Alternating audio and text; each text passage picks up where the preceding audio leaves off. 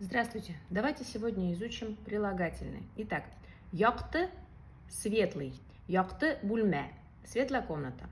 Матур – красивый, матур – малай – красивый мальчик.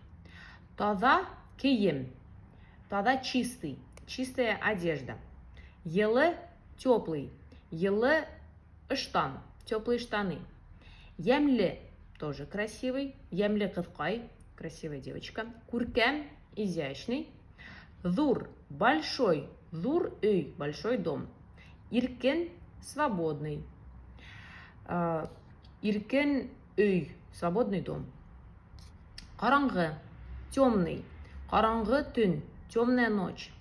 Ямхед – некрасивый, ямхед сәскә – некрасивый цветок. Кутхуд – страшный. Бысрак – грязный, бысрак – кием – грязная одежда. Хыуык – холодный. Халкын – прохладный, халкын – хыу – прохладная вода. Бәләкәй – маленький, бәләкәй үй – маленький дом.